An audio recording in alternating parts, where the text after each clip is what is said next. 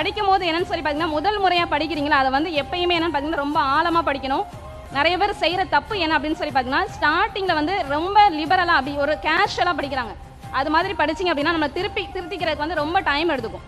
So first படிக்கும்போது அந்த chapter wise knowledge வந்து ரொம்ப நல்ல டீப் நாலேஜ் எடுத்துக்கணும்னு சொல்லுவாங்க. நிறைய படிக்கணும்னு அவசியம் இல்லை, படிக்கிறத தெளிவாக படிச்சிங்கனாலே ரொம்ப அழகாக ஸ்கோர் பண்ணலாம்.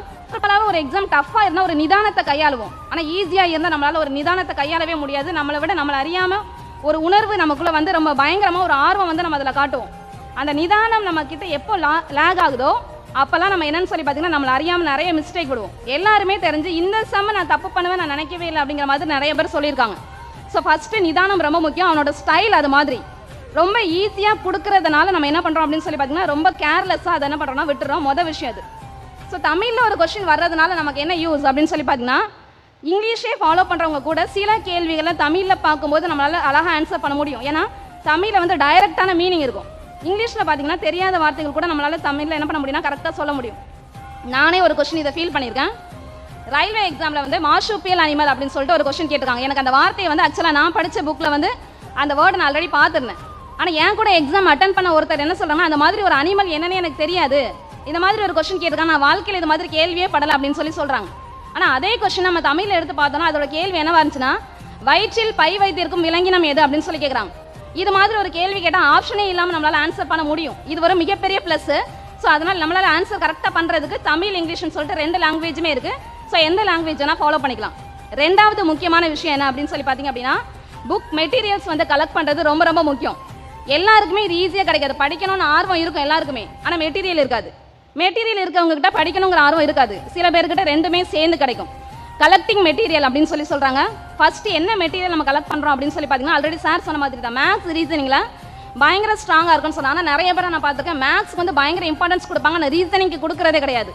ஸ்கோரை ஏற்றி விடுறதே என்னதுன்னு சொல்லி பார்த்தீங்கன்னா ரீசனிங் தான். மேக்ஸ் வந்து ரொம்ப நல்லா படிக்கணும், ரீசனிங் வந்து ரொம்ப நல்லா கொண்டு வரணும்.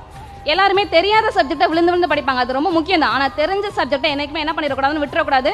நம்மளோட ஸ்கோர் தான் அதில் ஃபஸ்ட்டு ஸ்கோர் இருக்கிற அளவுக்கு என்ன பண்ணணும்னு சொல்லி பார்த்தீங்கன்னா ரொம்ப பயங்கரமாக அதை படிக்கணும். ஸோ மெட்டீரியல்ஸ் கலெக்ட் பண்ணணும். நான் மெட்டீரியல்ஸை கலெக்ட் பண்ணிட்டு அதை வரிசை என்ன பண்ணால் படிக்க ஆரம்பிக்கணும். ஓகேவா? ரொம்ப இன்னொரு முக்கியமான பாயிண்ட் என்னன்னு சொல்லி பார்த்தீங்கன்னா previous year question.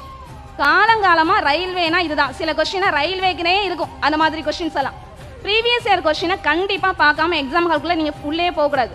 Previous year question வந்து ரொம்ப ரொம்ப முக்கியம். அதை நீங்கள் பார்க்கும்போது தான் உங்களால் செல்ஃபாக உங்களோட கான்ஃபிடன்ஸ் லெவலை வந்து இன்க்ரீஸ் பண்ண முடியும். இவ்வளோ தான் கேட்குறாங்களா அப்படின்னு சொல்லிட்டு நம்மளால் என்ன பண்ண முடியும் அப்படின்னு சொல்லி பார்த்தீங்கன்னா அது மாதிரி ஒரு நல்ல என்ன சொல்கிறதுன்னு பார்த்தீங்கன்னா ஒரு நல்ல தைரியம் கிடைக்கும். ப்ரீவியஸ் இயர் கொஸ்டின் கண்டிப்பாக எல்லாருமே பாருங்கள். அடுத்த விஷயம் என்ன அப்படின்னு சொல்லி பார்த்தீங்க அப்படின்னா மெட்டீரியல் நீங்கள் கலெக்ட் பண்ணி வச்சுக்க மெட்டீரியல் இதெல்லாம் ஓகே. ப்ரீவியஸ் இயர் கொஸ்டின்ஸ் எல்லாம் பார்த்தாச்சு. நம்ம நிறைய படிச்சுட்டே இருந்தால் மட்டும் ரிசல்ட் வந்துருமானா கண்டிப்பாக இல்லை. டெஸ்ட்டு போடணும். டெஸ்ட் எதில் போடுறதுனா ரெண்டுமே ரொம்ப முக்கியம். ஆன்லைன் ஆஃப்லைன் ரெண்டுமே ரொம்ப முக்கியம். ஆன்லைனில் நீங்கள் டெஸ்ட்டு போட்டிங்கன்னா கேட்கப்பட்ட கேள்விக்கான பதிலும் அதற்கான விளக்கமும் மட்டும் கிடைக்கும். அதே இதை நீங்கள் ஆஃப்லைனில் டெஸ்ட் போடுறீங்க நம்ம இன்ஸ்டியூட்டில் போடும்போது கேள்விக்கான விளக்கமும் கிடைக்கும், அதே மாதிரி அதில் கொடுத்துருக்க ஆப்ஷனுக்கான கேள்விகளும் கிடைக்கும். நிறைய பேரை நான் பார்த்துருக்கேன். எனக்கு 100 கொஸ்டின் டெஸ்ட் வைக்கிறாங்கன்னா 20 கொஸ்டின் தெரியுது 80 கொஸ்டின் தெரியல அப்படின்னு சொல்லிட்டு ரொம்ப ஃபீல் பண்ணுவாங்க. நீங்கள் அந்த எண்ணத்தை மாற்றுங்க. 20 கொஸ்டின் எனக்கு தெரிஞ்சது 80 கொஸ்டின் வந்து நான் புதுசாக கற்றுக்கிட்டேன் அப்படிங்கிற மாதிரி நீங்கள் உங்களோட நீங்கள் நினைக்கிறத மாற்றுனீங்க அப்படின்னா ரொம்ப பயங்கர இம்ப்ரூவ்மெண்ட் இருக்கும்.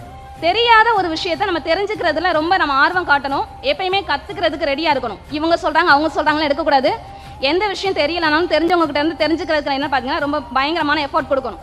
டெஸ்ட்டு கரெக்ஷன் பார்க்குறதாக இருந்தால் மட்டும் நீங்கள் டெஸ்ட் போடுங்க. அப்படி இல்லைன்னா நீங்கள் டெஸ்ட் போடுற டைமே வேஸ்ட்டு தான். டெஸ்ட் போடுறீங்கன்னா அன்னைக்கே உடனடியாக கரெக்ஷன் பார்க்கணும். ஏன் உடனடியாக பார்க்கணும்? 2 நாள் கழித்து பார்க்கலான்னா நம்ம யோசித்த விதம் நமக்கு என்ன அப்படின்னு சொல்லி பார்த்தீங்கன்னா மறந்துருக்கும். கண்டிப்பாக டெஸ்ட் போடும்போது நம்ம ஒரு விதமாக யோசிச்சிருப்போம், ஆனால் அது மாதிரி போடும்போது ஆன்சர் வந்திருக்காது. என்ன காரணம்? நம்மளை சரி பண்ணிக்கிறதுக்கு சரியான இடம் என்னன்னு பார்த்தீங்கன்னா கரெக்ஷன் மட்டும் தான். நம்மளுடைய அதாவது மார்க்கை இம்ப்ரூவ் பண்ணுறதுக்கு மிக முக்கியமான இடமா நான் வந்து கரெக்ஷனை தான் பார்ப்பேன் எப்பயுமே. இது வரைக்குமே நான் என்னன்னு பார்த்தீங்கன்னா டெய்லி ஏதாவது ஆன்லைன் டெஸ்ட் ஏதாவது என்னோட கை போட்டுகிட்டே இருக்கும். என்ன காரணம் அப்படின்னு சொல்லி பார்த்தீங்கன்னா போட்டி தேர்வுக்கு ரொம்ப முக்கியமானது இதுதான். கடைசி வரைக்கும் அந்த ஸ்பீடுங்கிறது நம்ம கையில் இருந்துகிட்டே இருக்கணும். என்னைக்கு நம்ம அதை விடுறோமோ திரும்பவும் முதல் கோட்டுக்கு வந்த மாதிரி என்னன்னு பார்த்தீங்கன்னா ரொம்ப மாறிடுவோம். அதனால ரொம்ப கவனமாக டெஸ்ட் கரெக்ஷனை மட்டும் கரெக்டாக ஃபாலோ பண்ணுங்கள். எல்லாமே படிக்கிறோம். வெளியிலேருந்து படிக்கிறாங்க நிறைய பேர் இன்ஸ்டியூட் வந்து படிக்கிறாங்க. வெளியிலேருந்து படிக்கிறதுக்கும் இன்ஸ்டியூட் வந்து படிக்கிறதுக்கும் வித்தியாசம் நிறைய இருக்குது. இந்த சரௌண்டிங் இந்த வாசனை வந்து நம்ம மேலே பட்டுட்டே இருக்கணும். அந்த வாசனை ஆனால் கிளியர் பண்ணணும்னா முதல்ல அப்ளை பண்ணணும். நிறைய பேர் அதுக்கே ஒரு தயக்கமாக இருக்கிறீங்க. ஃபஸ்ட்டு எல்லா எக்ஸாமும் அப்ளை பண்ணுங்கள். இதுதான் போகணும் அப்படின்னு சொல்லிட்டு அப்ளை பண்ணுங்க, எழுதுங்க. வேலை வந்துச்சுன்னா போகணுமா வேண்டாமாங்கிறத நம்ம அடுத்து டிசைட் பண்ணிக்கலாம். முதல் படியை நீங்கள் என்ன பண்ண வேண்டாம்னா தடை போட வேண்டாம். ஓகேவா? ரயில்வே எக்ஸாம் எல்லாராலையும் கிளியர் பண்ண முடியுமா? ரொம்ப அழகா படிக்கிற மெத்தட் இதுதான் சொல்லி படிங்க. மெட்டீரியல்ஸ் அது மாதிரி நீங்கள் யூஸ் பண்ணுற மெட்டீரியல்ஸ் வந்து ரொம்ப ரொம்ப முக்கியம். நீங்கள் படிக்கணும்னு நினைக்கிற எல்லா விஷயமும் இருக்கணும். நீங்கள் பார்த்த கேள்வி ஏதாவது ஒன்றுலையாவது உங்கள் கண்ணில் தெரியணும். அப்படி தெரிஞ்சால் மட்டும் தான் நமக்கு நம்பிக்கை வரணும். எல்லாருமே நான் திரும்பவும் சொல்கிற விஷயம் அதுதான், கண்டினியூஸாக உழைங்க. யார் போகிறாங்க, எவ்வளோ நாளில் போகிறாங்க, அதெல்லாம் முக்கியமே கிடையாது. கண்டிப்பாக எங்கே போகணும், ஒரு பஸ் ஏறுறோம் அப்படின்னா நிறைய பேர் வழியில் ஸ்டாப்பிங்ஸ்லாம் இறங்குவாங்க. உங்களுக்கு எங்கே போய் நிற்கணுமோ அந்த ஸ்டாப்பிங் வர்ற வரைக்கும் நம்ம வெயிட் பண்ணி தான் ஆகணும். அவங்க இறங்குறாங்கன்னு சொல்லிட்டு நீங்கள் அவசரப்பட்டு இறங்கிட்டீங்க அப்படின்னா ரொம்ப கஷ்டம். ரெகுலராக ப்ராக்டிஸை மட்டும் பண்ணிகிட்டே இருங்க. நான் சொல்கிற ஒரு விஷயம் ஒன்று, உங்கள் கை வந்து எப்போ பார்த்தாலும் ஏதாவது ஒரு விஷயத்தை செஞ்சுட்டே இருக்கணும். அதை செஞ்சுட்டே இருந்தீங்கன்னா இன்னைக்கு இல்லைனாலும் என்னைக்குனாலும் வெற்றி வந்து கிடைக்கும். திரும்ப திரும்ப சொல்கிறது, நீங்கள் உங்களுக்கு டைம் அதிகமாக எடுத்துக்குதுன்னா உங்களோட க்ரோத் வந்து அந்த அளவுக்கு ட்ரெமெண்டஸ் க்ரோத்தாக இருக்க போகுதுன்னு அர்த்தம். ஸோ யாரும் வருத்தப்பட வேண்டிய அவசியமே இல்லை. ஒர்க்கை கொடுத்துட்டே இருங்க, கண்டிப்பாக ரிசல்ட் கொடுக்கலாம். அப்புறம்